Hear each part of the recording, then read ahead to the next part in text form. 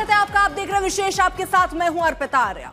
लाल किले के पास हुए धमाके मामले में पुलिस ने 4 लोगों को और गिरफ्तार किया है। गिरफ्तारी श्रीनगर से हुई। इन आरोपियों के तार भी अल फलाह यूनिवर्सिटी से जुड़े हुए हैं। इसके अलावा खबर है कि साल 2008 में हुए दिल्ली धमाकों में भी अल फलाह यूनिवर्सिटी के एक छात्र का हाथ था जो इंडियन मुजाहिदीन का आतंकी था। कुल मिलाकर अब अल फलाह यूनिवर्सिटी को लेकर छापेमारी और कार्रवाई तेज कर दी गई है।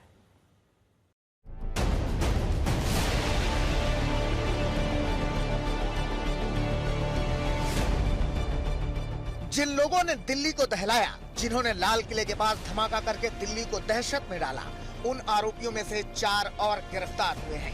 ये चारों गिरफ्तारियां श्रीनगर से हुई हैं। पटियाला हाउस कोर्ट के प्रोडक्शन ऑर्डर पर एनआईए ने इन्हें कस्टडी में लिया है। जिन 4 लोगों को गिरफ्तार किया गया है उनमें पुलवामा का रहने वाला डॉक्टर मुजम्मिल शकील गनाई, अनंतनाग का रहने वाला डॉक्टर अदील अहमद राठर, शोपिया का रहने वाला मुफ्ती इरफान अहमद वागई और डॉक्टर शाहीन सईद है। लाल किला ब्लास्ट मामले की जांच कर रही एनआईए की टीम ने श्रीनगर से 4 और आतंकियों को गिरफ्तार किया है। अब कुल मिलाकर इस मामले में 6 आतंकियों को गिरफ्तार किया जा चुका है। जिन 4 आतंकियों को आज गिरफ्तार किया गया उनमें लेडी डॉक्टर शाहीन शाहिद भी शामिल है। वहीं अल फलाह यूनिवर्सिटी का पुराना इतिहास भी एजेंसी खंगाल रही है। इसी दौरान खुलासा हुआ है कि अल फलाह यूनिवर्सिटी में इंडियन मुजाहिदीन का मोस्ट वांटेड आतंकी मिर्जा सादाब बेग भी पढ़ाई करता था। मिर्जा सादाब बेग वही है जिसने साल 2008 में दिल्ली में सिलसिलेवार बम धमाके करवाए थे। अहमदाबाद में भी धमाकों में उसकी भूमिका थी। जयपुर, गोरखपुर में भी धमाकों में उसकी बड़ी भूमिका थी। बताया जा रहा है कि लाल किले के पास धमाका केस में इन चारों ने मुख्य भूमिका निभाई है। इससे पहले इसी ब्लास्ट मामले में अमीर राशिद अली और जासिर बिलाल उर्फ डैनिश को गिरफ्तार किया गया था। डैनिश आतंकी है, जबकि अमीर राशिद वो शख्स है जिसके नाम पर कार रजिस्टर्ड थी। गिरफ्तार चारों आरोपियों का कनेक्शन भी अल फलाह यूनिवर्सिटी से बताया जा रहा है। वैसे दिल्ली बम धमाके की जांच जैसे जैसे आगे बढ़ रही है, फरीदाबाद की अल फलाह यूनिवर्सिटी की परतें खुलती जा रही हैं। 16 घंटे तक छापेमारी के बाद अल फलाह यूनिवर्सिटी में 415 करोड़ रुपए के फर्जीवाड़ा सामने आया है।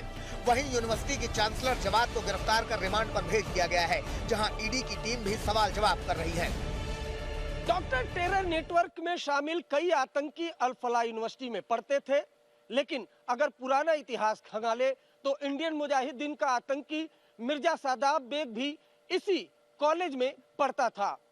बाटला हाउस इनकाउंटर के बाद मिर्जा सादाब बेग नेपाल के रास्ते पाकिस्तान भाग गया था। 2019 में ये जानकारी मिली कि वो अफगानिस्तान में मौजूद है। जानकारी ये भी है कि अफगानिस्तान में रहकर वो लगातार भारत में युवाओं का ऑनलाइन ब्रेन वॉश करता है और उनको आतंकी गतिविधियों में शामिल होने के लिए प्रेरित करता है। दिल्ली आतंकी हमले की जांच में एक और बड़ा खुलासा हुआ है। 2008 में दिल्ली में हुए सीरियल बम धमाकों का आतंकी मिर्जा शादाब बेग भी अल फलाह यूनिवर्सिटी का स्टूडेंट रहा है। आतंकी मिर्जा शादाब का आईडी कार्ड सामने आया है, जिसमें उसके अल फलाह यूनिवर्सिटी में पढ़ने का खुलासा हुआ है। बम धमाकों के दौरान मिर्जा शादाब बेग फरीदाबाद के अल फलाह यूनिवर्सिटी से बीटेक कर रहा था। दिल्ली में सीरियल बम धमाकों के अलावा 2008 में अहमदाबाद में बम धमाकों में भी आतंकी मिर्जा शादाब बेग शामिल था। दिल्ली 2008 ब्लास्ट के बाद मिर्जा भारत से फरार हो गया था। पहले पाकिस्तान भागा, उसके बाद जानकारी आई थी कि ISIS में शामिल हो गया था। लाल किले ब्लास्ट मामले में अल फलाह यूनिवर्सिटी के 200 से ज्यादा डॉक्टर और कर्मचारी जांच एजेंसियों की जांच के दायरे में हैं। जांच एजेंसियां विस्फोट के बाद विश्वविद्यालय छोड़ने वाले लोगों की संख्या का पता लगा रही हैं और उनकी पहचान करने की कोशिश कर रही हैं। सूत्रों के अनुसार उन्हें संदेह है कि इनमें से कई लोग आतंकवादियों से जुड़े थे, इसीलिए अल फलाह यूनिवर्सिटी और उससे जुड़े लोगों की जांच तेज है। आतंकी यूनिवर्सिटी अल फलाह के चेयरमैन के घर तोड़ने का नोटिस भी जारी किया गया है। मध्य प्रदेश के महू में अल फलाह यूनिवर्सिटी के चेयरमैन जवाद का घर है, जिसे तोड़ने का नोटिस कैंट बोर्ड ने जारी किया है। नोटिस में कहा गया है कि अगर 3 दिन में खुद से अतिक्रमण नहीं हटाया गया तो इसे हटाने की कार्रवाई की जाएगी। यानी जांच एजेंसियां अपना काम कर रही हैं। जिसने भी आतंक को हवा देने की या पालने पोसने की कोशिश की है, सबका नंबर आएगा। दिल्ली से अरविंद ओझा के साथ आज तक ब्यूरो। अल फलाह ग्रुप के चेयरमैन और फाउंडर जवाद अहमद सिद्दीकी को गिरफ्तार कर लिया गया है और जवाद सिद्दीकी को अदालत ने 13 दिन की ईडी कस्टडी में भेज दिया है। अभी तक जांच में एजेंसी को पता चला है कि अल फलाह यूनिवर्सिटी ने फंडिंग के जरिए 415 करोड़ रुपए जुटाए थे। एजेंसी ने इस रकम को प्रोसीड्स ऑफ क्राइम माना है। अब जांच एजेंसियां ये जानने में जुटी हैं कि क्या अल फलाह यूनिवर्सिटी ने आतंक के लिए भी फंडिंग की है।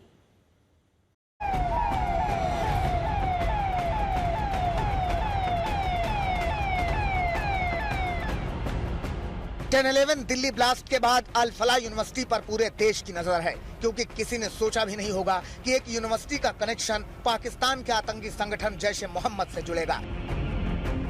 किसी ने सोचा भी नहीं होगा कि एक यूनिवर्सिटी में पढ़ाने वाला डॉक्टर दिल्ली में लाल किले के पास फिदायीन हमला करेगा। किसी ने यह भी नहीं सोचा होगा कि फरीदाबाद की अल फलाह यूनिवर्सिटी में पढ़ाने वाला एक डॉक्टर 2900 किलो विस्फोटक सामग्री इकट्ठा करेगा और इसी यूनिवर्सिटी की एक डॉक्टर के तार जैश ए मोहम्मद की महिला विंग से जुड़े हुए निकलेंगे। लेकिन ये सब सामने आया तो पूरा देश हैरान रह गया। इसके बाद दिल्ली ब्लास्ट केस में शामिल आतंकी डॉक्टरों की पनाहगार बनी फरीदाबाद की अल फलाह यूनिवर्सिटी पर शिकंजा कसना शुरू होता है। मंगलवार सुबह 5:30 बजे ईडी की टीमें दिल्ली और हरियाणा में यूनिवर्सिटी के ट्रस्टियों और प्रमोटर्स से जुड़े 25 ठिकानों पर छापा मारती हैं। इस दौरान दस्तावेजों की जांच में करोड़ों रुपए के फंड डायवर्जन, फर्जी मान्यता और परिवार चालित कॉन्ट्रैक्ट नेटवर्क पकड़ा गया। बताया जा रहा है कि ईडी ने अल फलाह यूनिवर्सिटी के हेड ऑफिस में मौजूद कर्मचारियों और स्टाफ से सवाल जवाब किए, वित्तीय लेन देन को लेकर सवाल दागे। यूनिवर्सिटी के चेयरमैन से लंबी पूछताछ के दौरान अहम सबूत मिलने के बाद जवाद अहमद सिद्दीकी को पीएमएलए एक्ट के तहत गिरफ्तार कर लिया गया है। सूत्र बता रहे हैं कि ईडी को आर्थिक लेन देन में कई गड़बड़ी के सबूत मिले हैं। अब जांच हो रही है कि लेन देन में धांधली कर फंड का इस्तेमाल कहीं दिल्ली ब्लास्ट से जुड़ी आतंकी गतिविधियों के लिए तो नहीं किया गया। छापेमारी के दौरान जो खुलासे हुए हैं वो संकेत दे रहे हैं कि करोड़ों की रकम को पारिवारिक सदस्यों के स्वामित्व वाली संस्थाओं में ट्रांसफर किए गए। तलाशी के दौरान 48 लाख नकद, कई डिजिटल डिवाइस और कागजी सबूत बरामद किए गए हैं। कई शेल कंपनियों की पहचान भी की गई है। बड़ी संख्या में नियमों के उल्लंघन का भी खुलासा हुआ है। टेरर मॉड्यूल से कनेक्शन के मामले में ईडी के साथ साथ एनआईए और अन्य एजेंसियों ने भी शिकंजा कस दिया है। कोई भी गुनाहगार जो भी इस आतंकवादी घटना में संलिप्त है, वो अगर पाताल में भी छिपा है, जैसा हमारे माननीय गृह मंत्री जी ने कहा है, तो उसको पाताल से भी खोद कर लाया जाएगा। इसलिए आतंकवादियों को कहीं छुपने का और बचने का ठिकाना नहीं मिल सकता इस सरकार में। ईडी जवाद अहमद सिद्दीकी से पूछताछ को आगे बढ़ाने वाली है। कई ऐसे सवाल हैं जिनके जवाब दिल्ली ब्लास्ट की गुत्थी सुलझाने में मदद करेंगे और देश के दुश्मन बेनकाब होंगे। मुनीश पांडे के साथ अरविंद ओझा, दिल्ली आज तक। दिल्ली में फिदायीन हमला हुआ। हमले को रोकने में जांच एजेंसियां और खुफिया एजेंसियां नाकाम रही, तो उसकी एक बड़ी वजह फिदायीन बने डॉक्टर के कोड वर्ड है।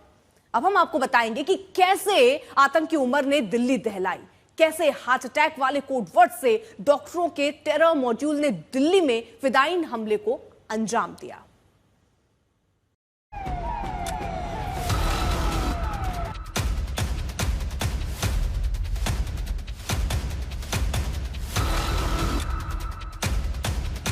आतंक के डॉक्टरों का प्लान, कोड वर्ड।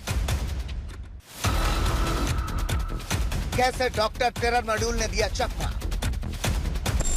दवा वाले कोड वर्ड से कैसे दहलाई दिल्ली।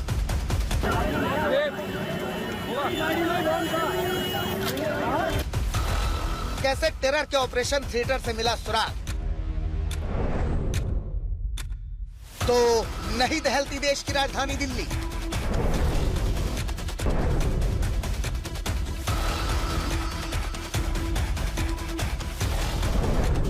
दिल्ली को दहलाने वाले दहशतगर्दों से पूछताछ के दौरान जो सुराग मिले, वही सुराग खुफिया एजेंसियों को चकमा देने वाले प्लान का सबसे बड़ा सबूत है।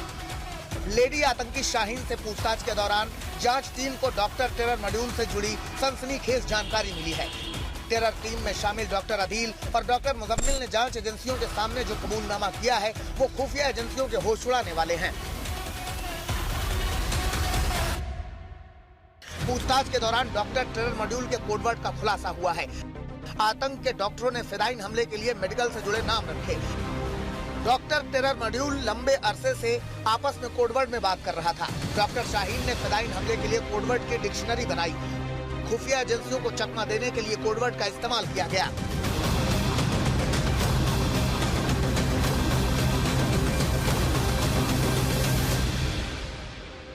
गिरफ्तार आतंकियों से एनआईए की टीम लगातार पूछताछ करने में जुटी हुई है। पूछताछ में खुलासा हुआ है कि डॉक्टर टेरर नेटवर्क फिदाइन हमले के लिए बकायदा कोड वर्ड की एक डिक्शनरी तैयार किए हुए था। मकसद था खुफिया एजेंसियों को चकमा देना। डॉक्टर टेरर नेटवर्क में शामिल सभी आतंकी कोड वर्ड में बात करते थे, इसलिए खुफिया एजेंसियों को इन तक पहुंचने में वक्त लगा। खुफिया एजेंसियों के सूत्रों का कहना है कि डॉक्टर टेरर मॉड्यूल में शामिल सभी आतंकी कोडवर्ड में बात करते थे। ये कोडवर्ड मेडिकल साइंस में इस्तेमाल होने वाले शब्द पर आधारित थे। दिल्ली ब्लास्ट के बाद अब डॉक्टर टेरर मॉड्यूल के कोडवर्ड को जांच एजेंसियों ने डिकोड किया है। ऑपरेशन थिएटर का मतलब था बम फैक्ट्री। फिदाइन की भर्ती का मतलब था ब्लड टेस्ट। आतंकी हमले के टारगेट का मतलब था वेंटिलेटर। हार्ट अटैक का मतलब था फिदाइन हमला करना। सर्जरी का मतलब था सीरियल बम धमाका। ट्रीटमेंट का मतलब था जिहाद का काम। दवा का मतलब था देश की राजधानी दिल्ली। ब्लड प्रेशर का मतलब था विस्फोटक की खेप। एमडी का मतलब था सुसाइड बॉम्बर। आतंक के डॉक्टरों ने कोडवर्ड के जरिए फिदाइन हमले की पूरी प्लानिंग रची। आतंक के डॉक्टरों की चैट से कोडवर्ड का पता चला है। सूत्रों से मिली जानकारी के मुताबिक आतंकियों से बरामद मोबाइल में कोडवर्ड को डिकोड किया गया है। देश में ये पहला हमला है जिसमें आतंकी संगठन जैश ए मोहम्मद ने पढ़े लिखे डॉक्टरों का इस्तेमाल किया। देश में ये पहला हमला है जिसमें एक डॉक्टर सुसाइड बम्बर बनकर आतंकी हमले को अंजाम दिया। चौंकाने वाली बात यह है कि डॉक्टर टेरर नेटवर्क में शामिल कुछ और डॉक्टर भी फिदाइन हमले की फिराक में थे। गनीमत ये रही कि डॉक्टर मुजम्मिल, डॉक्टर शाहीन और डॉक्टर आदिल को वक्त रखते पकड़ लिया गया। हालांकि उमर भागने में फिर भी कामयाब रहा। हैरानी की बात यह है कि दिल्ली ब्लास्ट से जुड़े सभी आतंकी बेहद शातिराना अंदाज में साजिश को अंजाम दे रहे थे। चाहे डॉक्टर शाहीन हो, डॉक्टर आदिल हो, डॉक्टर मुजम्मिल हो या फिर डॉक्टर उमर। एक तरफ सभी नौकरी कर रहे थे, कोई मरीजों का इलाज कर रहा था तो कोई मेडिकल कॉलेज में प्रोफेसर था। दूसरी तरफ यही डॉक्टर फिदाइन हमले का सबसे घातक षड्यंत्र बना रहे थे। दिल्ली से अरविंद ओझा के साथ आज तक ब्यूरो। आप देखते रहिए आज तक देश का सर्वश्रेष्ठ न्यूज चैनल।